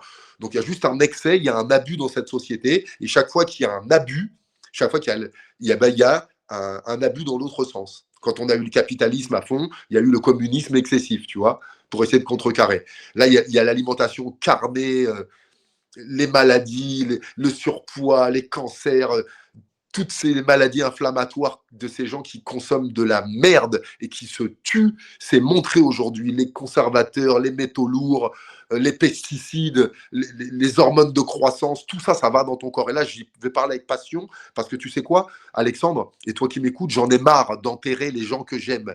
Et j'en ai marre de voir des familles pleurer parce que quelqu'un n'a pas su contrôler ça ou n'avait pas les bonnes informations au 21e siècle, au pays de la bouffe, de la science. Je ne comprends pas. Donc, oui, on creuse sa tombe avec sa fourchette. Toi qui crois en la médecine, Hippocrate disait que ta nourriture soit ta seule médecine et que ta médecine soit ta seule nourriture.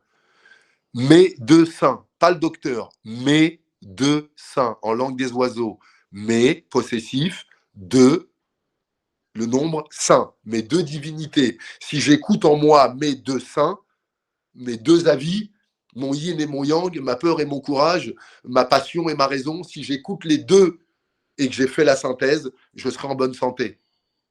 Souvent, j'écoute qu'un seul. J'écoute tellement pas mes 2 saints que je vais voir un médecin à l'extérieur. Donc oui, l'alimentation nous tue, nous empoisonne, nous rend malades. Les TDAH, les troubles, tous ces gamins, sucre, viande, laitage, plus excitation des écrans.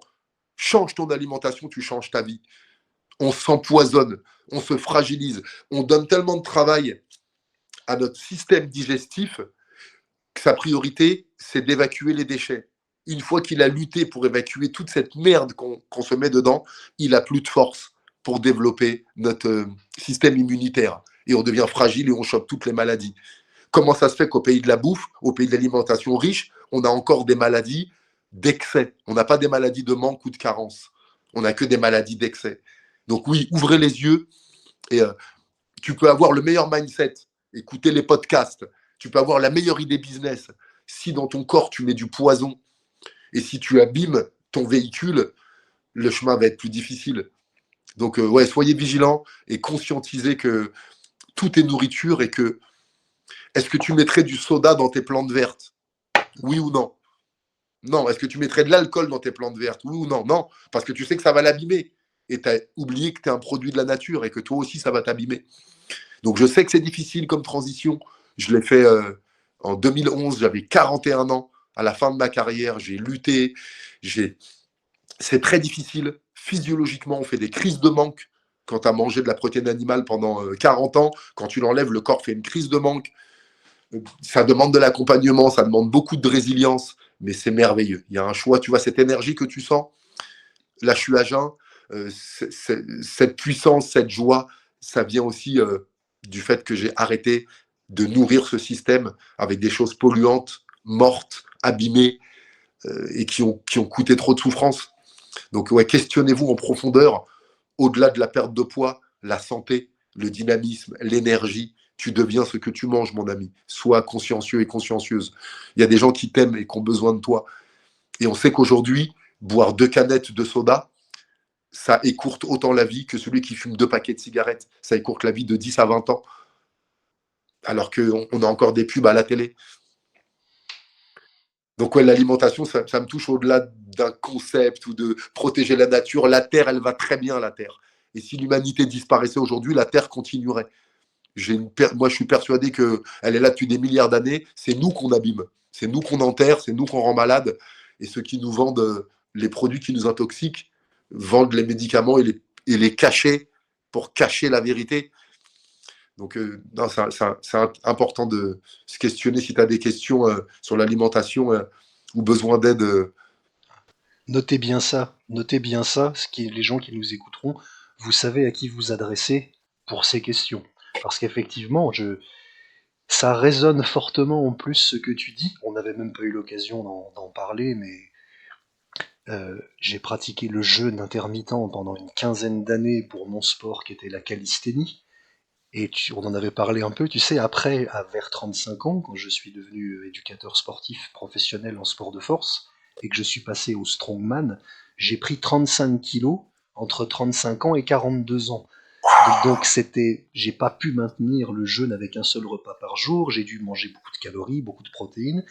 Et quand je dis ça parce qu'il y a une actualité personnelle qui me touche à l'heure où on fait l'émission, j'ai pris ma retraite du sport de haut niveau il y a 2 mois, à 42 ans et demi, et depuis, je me précipite vers le retour au jeûne pendant la journée, à la revégétalisation de l'alimentation, à la perte de poids, parce que bien-être, parce que santé, et parce qu'à un moment, on ne peut pas être cohérent sur un chemin de vie et faire quelque chose de contradictoire. On peut pas s'enlever 25 ans d'espérance de vie en bouffant de la merde, simplement parce que, bah ouais, c'est cool de faire 120 kilos et d'être une baraque. C'est super cool, mais à quel prix? Et là, Comme tu dis, à quel prix? Voilà. Et surtout, l'alimentation, ça touche à la tradition, à la famille, le goût, la religion. Donc mais je te rassure que je ne veux pas t'éloigner de ta foi, je ne veux pas t'éloigner de tes croyances ni de ta famille. Mais aujourd'hui, c'était dur au début. Et dans ma famille, tout le monde m'aime comme avant. Et ils cuisinent limite, en particulier pour moi, quand je suis quelque part, ils le savent, tu vois, depuis 3 ans, je remange du poisson, mais pendant des années, ils ont fait attention. Ça suscite des questionnements, des curiosités. Mais quand tu as dit que tu écoutais du rap ou du rock'n'roll, quand tu as dit que tu voulais arrêter tes études, ça a créé aussi... Les changements dans les familles sont là pour nous rapprocher, créer du lien et créer des discussions. Et non pas créer, tu vas te sentir rejeté, tu vas te sentir bizarre. C'est normal, quand tu fais quelque chose de différent, tu chamboules tout l'équilibre familial. Et même tes potes qui t'ont toujours vu faire un truc, quand tu le fais plus, ça surprend. Donc ouais, attendez-vous aussi à ce chemin de questionnement et d'inviter les autres à se demander. La question, c'est pas pourquoi moi j'ai arrêté de manger de la viande. La question, c'est pourquoi est-ce que toi tu en manges encore autant. C'est ça. Et toujours avec bienveillance, pas de cette manière accusatrice. Tu fais couler le sang, l'agressivité. Ouais, bah oui. Faut arrêter avec ça. C'est pas comme ça qu'on accompagne les gens. Et véritablement, je vous le dis là, un exemple pour illustrer ça. J'ai mon père qui a fait plus d'une quarantaine d'enfants. Et j'en ai plein que je vois régulièrement. Il y a ma sœur Virginia qui est ma collaboratrice qui travaille avec moi. Et elle comprendra ce partage que je vous fais parce que elle le fait aussi, qui est atteinte de la maladie de Crohn. Et j'avais un frère aussi, Jackie, qui avait la maladie de Crohn. Et tous les deux étaient plus ou moins condamnés. C'est vraiment difficile comme maladie. C'est intestinal, ils sont rongés de partout, ils se vident, ils perdent, ils deviennent années. Mais je les ai vus dans des états. Et quand j'ai commencé à m'intéresser à la nutrition, que moi-même j'ai perdu 18 kilos, que je suis en bonne santé, et que je vais bien, et que j'ai vu des maladies qui ne durent pas chez moi et des maladies que je n'ai plus, et que j'accompagne aussi des personnes à aller mieux grâce à leur alimentation. C'est quand même marrant que toute la période Covid, là, on ne nous a jamais parlé ni d'alimentation, ni de système immunitaire. C'est intéressant quand même. Et que dans les études de médecine traditionnelle, sur 7 ans de médecine, je crois il y a 1 an, il y a eu 1 heure sur l'alimentation, ou 2.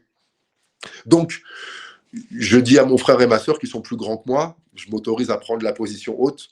Allez, vous avez essayé tous les traitements médicaux, vous avez fait plein de choses, vous avez rien à perdre.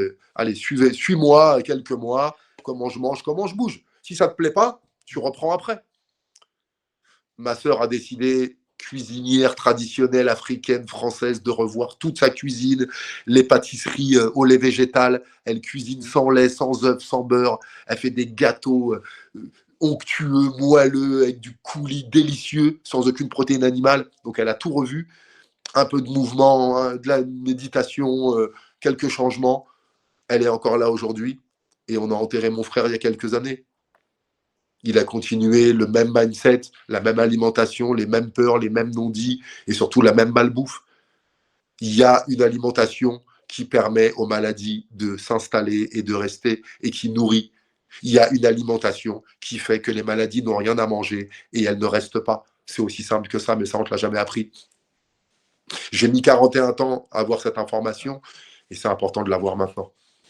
Et même dans nos milieux, je dis nos milieux de sportifs et éducateurs sportifs professionnels, c'est dur comme discours hein, de dire oui. Le sucre, encore plus. Le sucre est du poison. Ah oui, mais il en faut pour avoir de l'énergie, sinon je vais m'évanouir. Quel sucre? Il y a le sucre des fruits, tu vois, il y a le oui, sucre. Voilà. C'est ça le problème, on a des besoins qu'on s'est inventés et qu'on pense qu'ils sont nourris uniquement par des produits fabriqués par l'être humain ou des produits tués par l'être humain.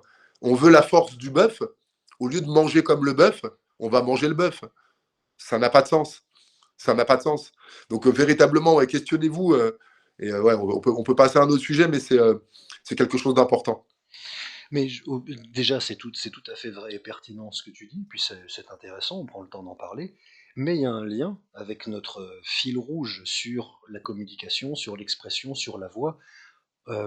C'est marrant parce que toi, t'as perdu 20 kilos, moi j'en ai pris 20, à peu près au même âge, et tu vois, on se rejoint au milieu, et ça change le corps, ça change la voix, ça change tout. Ah oui. Est-ce que toi, comment ça a changé ton être et tes résonances et L'alimentation? Oui, le fait de perdre tout ce poids et de changer ton alimentation. Ben, comme je t'expliquais, quand les sédentaires prennent de la graisse et les sportifs prennent du muscle, mais c'est pas nous. Blanc de poulet, protéines, laitage, shake. Je suis passé de 72 kilos à presque 90. Mon poids à 20 ans, c'était 72 kilos. Tout ce poids que j'ai construit, c'était en n'étant pas bien dans qui tu es, en construisant un personnage mental et émotionnel, bah souvent tu crées le corps qui va avec, quoi, tu vois. Tu peux créer du poids soit pour repousser les autres, soit pour paraître plus fort, pour repousser les autres, bien souvent, tu vois. Ces femmes qui souvent veulent pas être touchées, ah, je prends sur moi, je prends sur moi. Je dis, oui, madame, je vois bien que vous prenez sur vous. Hein. Votre corps, il prend sur lui, ouais. Mais à vouloir vous rendre repoussante, vous développez encore plus vos formes, quoi. Donc, qu'est-ce que ça a changé chez moi? L'agressivité, c'est clair. c'est clair. C'est clair. À manger du sang tous les jours, à manger de la mort, ces animaux, ils ont souffert. On ne mange pas que des molécules, on mange de la mémoire. Et voilà, attends, je ne sais pas par quel trait l'aborder celui-là. Avant, j'avais des combats, des colères et j'avais des pulsions agressives. Là, aujourd'hui, et depuis très longtemps, j'ai toujours des choses qui me révoltent, des choses avec lesquelles je ne suis pas d'accord, qui me mettent dans une colère profonde et légitime. Et cependant, ma manière de l'exprimer n'est plus violente physiquement. Elle peut être ferme verbalement. Je vais vous partager quelque chose qui va vous chambouler. L'acidité du sang qui coule la viande, qu'est-ce que c'est la viande? Des tendons, des muscles et du sang et des nerfs, c'est ça. On mange de l'acidité et ça rend acide. Et forcément, il y a 3 manières de vérifier ça. On a fait une étude sur, je crois, les légions romaines qui avaient une alimentation plutôt végétarienne. Ils ne pouvaient pas tuer de la viande tous les jours, il n'y avait pas la chaîne de froid, on ne pouvait pas chasser tout le temps. Donc, la veille des combats, on leur donne de la viande rouge. Les chiens de combat, même si je ne cautionne pas, les chiens de combat mangent des croquettes. La veille des combats, on leur donne de la viande rouge. Les gladiateurs, qui aussi ne mangeaient pas de la viande tous les jours, la veille des combats, on leur donne de la viande rouge. J'étais en équipe de France. On m'a dit la viande rouge, c'était une fois tous les 15 jours. Je préférais le blanc de poulet et le poisson. Et de préférence, la viande rouge, la veille ou l'avant-veille du combat. On contrôle un peuple avec son alimentation. L'alcool. Comment? Ce n'est pas une croyance. Non, ce n'est pas une croyance, c'est un effet sur ton corps. Ouais. Un corps physique dans lequel tu mets de la viande rouge et de l'alcool deviendra plus agressif. Point barre. On contrôle les peuples des pâtes, du riz, du pain, de la colle pour les scotcher, pour pas qu'ils se rebellent, pour pas qu'ils pensent, et de l'alcool et de la viande rouge pour avoir assez d'agressivité pour travailler et se battre entre eux. T'en penseras ce que tu veux, et ceux qui m'écoutent, je sais que je vais te choquer. On contrôle un peuple avec son alimentation. L'alcool et la viande rendent agressif. Tu me ramènes, je te remercie, ça me rajeunit, tu me ramènes 15 ans en arrière, quand à peu près au même moment où toi tu devenais végétarien, je découvrais on va lui faire un peu de pub, le Warrior Diet de Henry Hofmeckler, le régime du guerrier, et je me souviens, j'avais 25 ans, je passais pour un cinglé parce que je mangeais ma poignée d'amandes et c'est tout à midi. Et on me disait oui mais c'est parce que t'as pris un gros petit-déj. Je dis non, je mange pas le matin. Ah mais tu vas t'évanouir et machin et comment tu fais? Et les gens qui me disaient ça avaient plus d'agressivité, plus de fébrilité, moins d'énergie. Et à un moment quand je partais faire mon jogging de 2 heures à jeun en étant parfaitement bien, il disait non c'est pas possible, il prend des trucs, c'est pas possible. Donc, oui. Je reçois ce que tu dis, mais tellement personnellement. Et pour rassurer tous ceux qui nous écoutent, ça paraît fluide et facile maintenant que ça fait, je le pratique depuis 2011, donc fais le compte, ça fait un paquet d'années.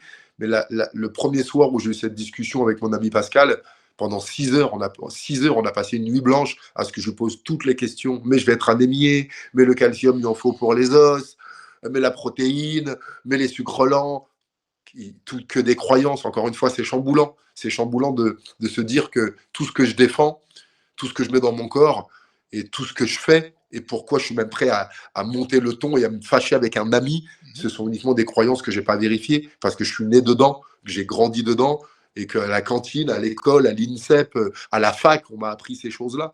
L'industrie agroalimentaire, des protéines et des sucres lents, des sucres artificiels.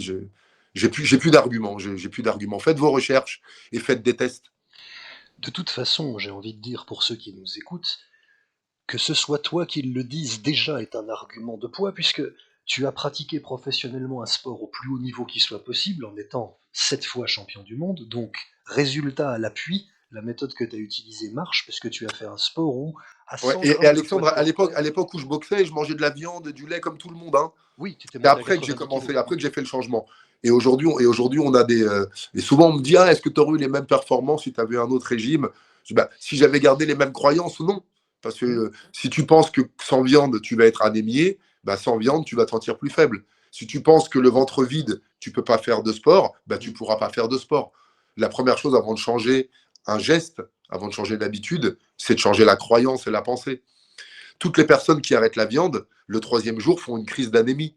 et qui pensent qu'ils vont t'anémier. C'est pas une crise d'anémie, je l'ai fait. Le 3e jour, c'est une crise d'acidose. Oui. Tu as ton corps qui réclame sa dose de poison et tu transpires comme un toxico, tu te grattes et tu tuerais ton père et ta mère pour une bavette, tu vois. Tous les gens qui ont essayé le régime cétogène ont vécu ça, par exemple. Ah, mais de toute façon, dès que tu vas faire une diminution, une cessation d'un produit que ton corps est habitué, mais c'est dur de se dire « Ah, j'aime bien mon fromage. Ah, j'aime bien mon yaourt. » Non, tu es dépendant aux dérivés morphiniques qu'il y a dans le lait pour te rendre addict. Merci. Ah, j'aime bien mon sucre, j'aime bien ma petite tablette de chocolat, ma petite gorgée de coca. Non, tu n'aimes pas bien. C'est ton corps qui te le réclame. Et comment je le sais? Si tu n'en prends pas et que tu ne te sens pas bien, c'est ce qui s'appelle une dépendance. Donc on est intoxiqué. Et on va justifier, légitimer moi, ma gorgée de coca avant le combat, ma gorgée de coca avant le match de basket, mes féculents avant le footing du lendemain. J'avais toutes ces croyances-là. Et oui, ça marche parce que ta volonté fait que tu réussis ton défi, mais toi, tu l'associes à tes aliments plus à ta volonté, à tes efforts et à ce que tu as fait. Bien sûr. Mais tu continues à porter la passion qu'on sent depuis le début, mais c'est normal, et c'est comme ça que les choses arrivent, c'est pas dans la demi-mesure. Tu l'as vécu, je peux vraiment en pâtir avec ça. Et même par humour, c'est un clin d'œil que je te fais aussi, je sais pas si toi tu as utilisé cette technique. Pendant des années, j'étais gêné parce qu'on me disait « Non Alex, tu vas trop loin, c'est extrémiste ton truc, alors si on t'écoute, on peut plus boire un verre d'alcool, puis manger un bout de... » Exactement ce que tu viens de dire. Et au début, je disais « Mais non, mais non, mais non !» Et à la fin, au bout d'un moment, depuis quelques années, je dis « Oui, oui, bien sûr que c'est extrémiste, et bien sûr que je le suis. Vous vivez dans un monde qui est extrêmement méchant, qui va extrêmement vous tuer à 47 ans d'un cancer du côlon, si vous mangez comme on vous dit à la télé. Donc pour se sauver la vie face à une extrémité, on va dans l'autre extrémité, celle du lait. Et ça marche mieux comme discours. Je sais pas si... je vois ce que tu veux dire, et au mot extrême, je réponds souvent par radical, parce que extrême, les mots sont pleins de jugements. T'es extrémiste, et ça veut dire quoi, extrémiste? Je suis radical. C'est-à-dire, tu as un nodule cancéreux, là. Ouais, on va t'anesthésier, on va t'endormir, on va prendre un objet coupant, tu vois le truc avec lequel tu coupes, là. On va te couper tes chairs, la peau, les muscles, on va aller jusqu'au fond, on va gratter, on va être radical avec cette saloperie et on va la dégager de ton corps. Et là, tu vas dire « Oh, merci !» Et derrière, tu auras un drain, tu auras, une cicatrice à vie, et tu acceptes qu'on était radical pour retirer le mal. Donc, il faut arrêter avec cette notion d'extrémiste. On n'invite bien sûr pas tout le monde à devenir vegan, végétarien ou je ne sais quoi. On vous dit, il y a des personnes qui sont des explorateurs, qui sont des laborantins, qui sont des chercheurs. Je ne te demande pas de faire 20 ans de boxe à haut niveau, de faire 120 combats et de boxer 4 heures par jour. Je te dis que boxer une fois de temps en temps, de ce que j'en ai vécu, ça pourrait te faire du bien. Je te dis pas d'arrêter radicalement de boire de l'alcool, d'arrêter de fumer, d'arrêter de baiser, d'arrêter de te faire plaisir à table. Je te dis que de temps en temps, nettoyer ton système avec une méthode radicale, ça peut te faire du bien. Et oui, soyons radicaux. Si quelqu'un venait t'agresser, te serrer à la gorge, et que je le regardais, je disais « Écoutez, monsieur, il faut desserrer votre étreinte, parce que là, vous allez nuire à la santé de cette personne. Et en plus, vous mettez en porte-à-faux face à l'article de... » Tu me dirais « Mais mets-lui une patate. Aide-moi, sois radical. » Si tu es en train de te noyer dans une rivière, bon, là, il faut que tu sortes la tête de l'eau tous les 3 temps, que tu battes avec... Tu me dirais « Plonge, jette-moi une bouée, sois radical. » Donc oui, dans ce monde édulcoré, la voix du milieu tout le temps, on oublie parfois que ouais, quand quelqu'un t'insulte, souvent ta première réaction, elle est radicale de vouloir l'insulter au même niveau. Lao Tzu, le Tao de King, chaque transgression de l'humanité suscite dans le monde ainsi perturbé une transgression équivalente. C'est un réflexe. Donc, qu'on peut bien sûr apprendre à contrôler, à doser, mais bien souvent, ouais, à des gens qui s'empoisonnent, qui se tuent, qui le défendent, qui le légitiment, qui payent pour, qui donnent ça à leurs enfants, alors qu'aujourd'hui, on sait que c'est de la maltraitance, eh ben, on a une réaction parfois ferme, radicale. Et je n'en mets pas après toi. Tu es mon ami et je t'aime, je veux te protéger, et j'aime ton enfant et je veux le protéger. Peut-être même la difficulté du père et de l'homme, c'est de voir des dangers avant que les autres ne les voient. Et dans cet objectif d'enseigner et de protéger, les personnes fragiles et mal éduquées se sentent contrôlées ou privées. C'est vrai. Et tu le démontres. La vie, c'est l'intensité du mouvement, dans la parole, dans l'alimentation, dans le combat, dans l'amitié, dans l'amour, dans tout. Et tu me rappelles plein de choses. Il y a un proverbe arabe que je trouve magnifique qui résonne avec ça, qui dit pour dire que la demi-mesure est toujours une erreur qui dissimule la lâcheté, on ne franchit pas un grand gouffre en 2 petits bonds, et on sait ce qui arrive si l'on essaye. Oui. Et ça, t'as dû l'avoir en tant que combattant. Bon, le nombre de fois, je me compare évidemment pas, t'es un champion, mais j'ai fait un peu de sport aussi, et on me disait, mais Alex, toi, pourquoi tu laisses pas passer quand on vient t'emmerder? Parce que ça m'est arrivé. Et à chaque fois, tu devrais être au-dessus de ça. Je dis, ben non, c'est pas à ça que je pense. Je me dis, si le mec il vient m'emmerder moi qui fait 115 kilos, il va faire quoi au petit? Très juste. Ce côté intensité, j'aime. Oui, c'est ce côté-là, Alexandre, ce côté justicier que tout le monde n'a pas. Ce côté justicier. Venant de toi, je te remercie. Oui, tu as un côté justicier, tu as une valeur qui est la justice, et tu as une aversion pour l'abus, la manipulation, le chantage, les abus de pouvoir. Parce que tu as dû certainement le vivre. Quand on était enfant, on a tous vécu ça, on était impuissants. Et certains d'entre nous avons forgé, on est devenus champions, guerriers et combattants. Pourquoi faire? Pour protéger les plus fragiles. Et protéger les plus fragiles, c'est mettre son corps en opposition. C'est entraîner le plus fragile pour qu'il se renforce. Et c'est aussi confronter l'agresseur, confronter l'humain qui, parce qu'il a souffert, parce qu'il a mal, légitime le fait qu'à son tour, il a le droit de faire souffrir les autres et qu'on ne devrait rien dire. Donc oui, des fois, il faut confronter. J'étais confronté que je coupais la parole, que je parlais trop. J'étais confronté que des fois, dans mes cours, j'étais trop dur, qu'il y avait trop de physique. J'étais confronté que des fois, je ne donnais pas assez de valorisation, pas assez d'encouragement. On m'a confronté à tout ça. C'était brutal, c'était violent.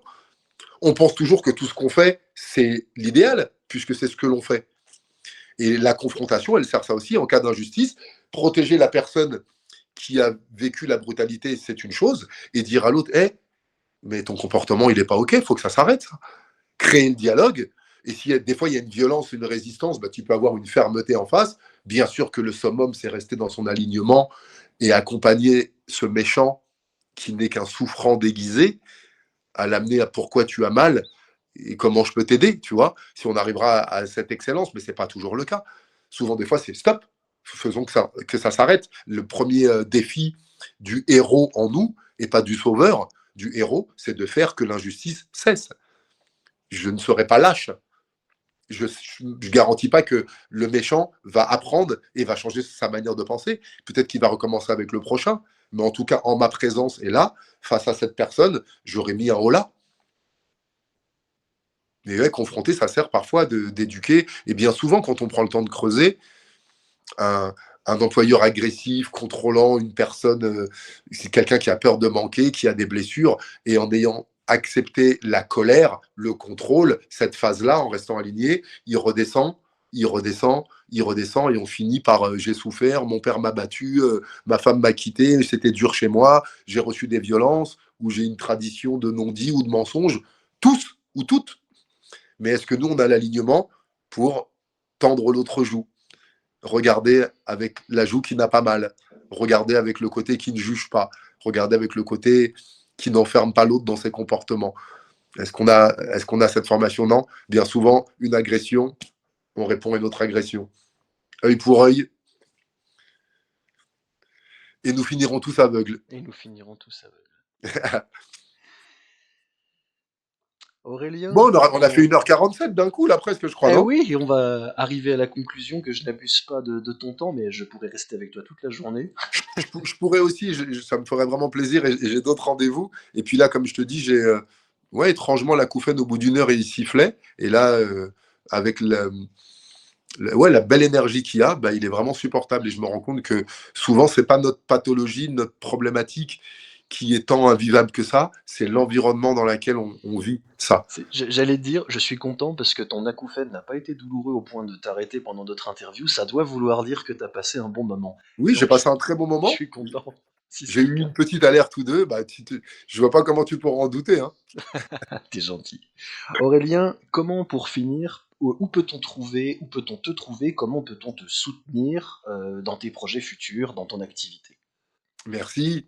Alors, me trouver sur les réseaux sociaux, Alexandre, sur LinkedIn et sur Instagram principalement. Ensuite, si tu as envie d'aller plus loin, personnellement ou si tu as envie de me faire intervenir, parce que je fais aussi beaucoup de conférences et d'ateliers dans les entreprises, les écoles, les facs, les universités. Je travaille de la maternelle à la maison de retraite, comme je dis. Donc, il y a un lien Calendly sur ma bio LinkedIn et sur ma bio Insta. Tu peux aussi tout simplement avoir le courage et l'audace de m'envoyer un petit message. Il y a plein d'interviews sur YouTube. Oui. Donc, si tu as besoin de me joindre, tu arriveras à me joindre. Et comment m'aider, si ce discours t'a plu, de partager la vidéo d'Alexandre à des personnes qui seraient susceptibles d'être intéressées, à des personnes que ça pourrait aider. Et parler de moi dans ta structure. S'il y a une conférence bientôt, un séminaire ou quoi que ce soit. Ah tiens, j'ai vu un coach Pepsi punchy et qui apporte plein de choses. Donc voilà, me recommander et appliquer quelques conseils. Le mot ne me convient pas. Quelques outils, quelques pratiques, quelques exercices dont je t'ai parlé, la cohérence cardiaque, ralentir, faire quelques respirations, manger végétal, vivant, varié, méditer un peu plus, prendre soin de toi. Voilà comment tu peux me rendre service. Super. Pour moi, pour vous qui nous écouterez, si vous avez besoin d'un coach, d'un conférencier, je ferai bien sûr le relais à mon niveau, mais n'hésitez pas à contacter Aurélien. Vous avez vu dans un peu moins de 2 heures un paysage de quel genre d'homme il était, et je peux témoigner personnellement du fait que je ne suis plus le même après qu'avant, et je te remercie pour ça. Oh, merci Alexandre, ça m'intéresse. Qu'est-ce qui a changé là, entre avant et après? Des ouvertures de perspective sur certains sujets où mon ego me faisait croire que je les maîtrisais alors qu'il reste plein de choses à faire. Et ça va faire de moi une meilleure personne. Et je te remercie. Génial, merci pour ton ouverture de hier et ton ouverture d'esprit. Merci à vous, prenez soin de vous. C'était l'émission Ça Envoie avec aujourd'hui Aurélien Duhart, champion du monde, multi-champion du monde de kickboxing, coach mindset, spécialiste, vous l'aurez entendu, de beaucoup de choses, avec gentillesse et humilité, surtout une belle personne qu'on salue et qu'on remercie encore. Ciao Aurélien. Ciao, merci. Ça m'aide à m'en souvenir. J'ai besoin de m'en souvenir.